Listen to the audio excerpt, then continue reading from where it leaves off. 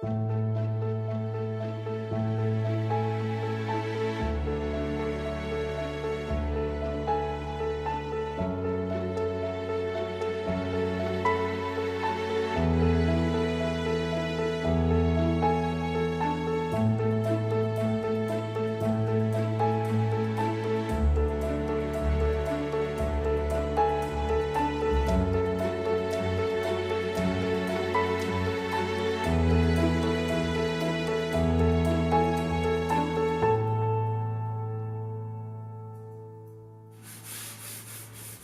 suis Joseph Vallon, je suis artisan ébéniste à Saint-Étienne-de-Fontbellon en Ardèche, à proximité d'Aubenas.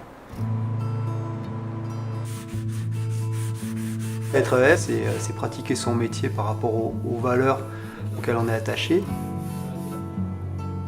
Je suis venu au métier d'ébéniste par mon père, c'est mon père qui était ébéniste, j'ai connu ce métier-là de cette manière-là. Et j'ai pas souhaité apprendre uniquement ici, donc je suis parti faire un tour de France, des compagnons du devoir. Après j'étais formateur chez les compagnons.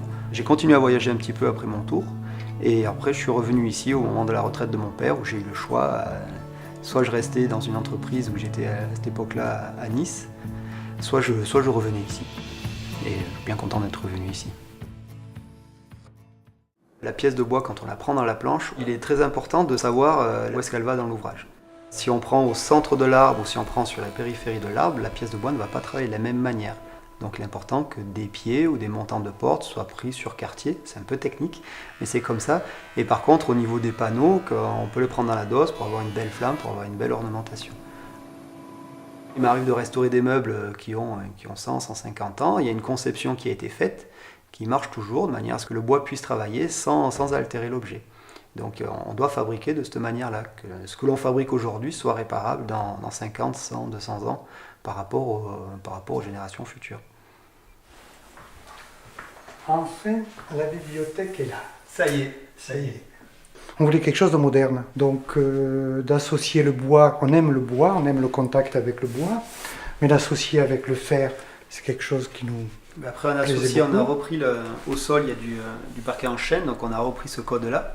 Et au niveau des portes découpées, on a repris le décor des plafonds acoustiques avec des petits carrés. Et comme ça, au moins, ça s'intègre parfaitement dans l'habitat et c'est vraiment personnalisé par rapport à la pièce. Lorsqu'on homologue un meuble, on fait un livret pour montrer un petit peu les différentes étapes, les différentes phases. Ce livret-là, il permet de faire homologuer au conseil d'administration qui vérifie que le meuble soit fait dans les règles de l'art. Les premières esquisses, les premiers plans. Mais par contre, on n'est pas obligé d'homologuer tous les meubles que l'on fait. Un artisan qui est seul doit homologuer 2 pièces par an. Monsieur Vallon a travaillé dans la famille, donc on a vu des réalisations qu'il a fait chez une belle-sœur.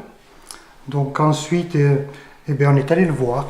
Et c'est vrai que que ce soit pour la table ou pour la bibliothèque, on n'avait pas forcément d'idée préconçue, on veut une table comme ça.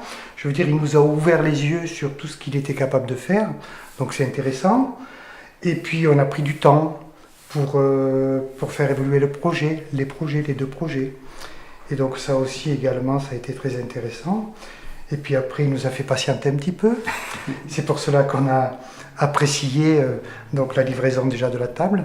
Elle est modulable, c'est-à-dire qu'on ne le dirait pas, mais elle s'ouvre par le milieu.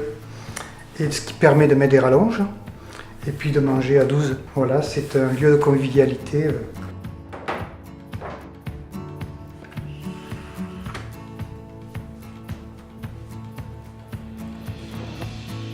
Les chutes de bois, je les utilise l'hiver pour me chauffer, pour chauffer mon atelier.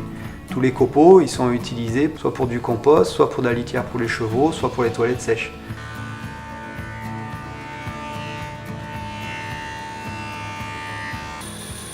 C'est plutôt valorisant de partir de la matière première qui est brute et après avoir un produit fini qui peut être servi et qui correspond bien à l'usage demandé, quoi.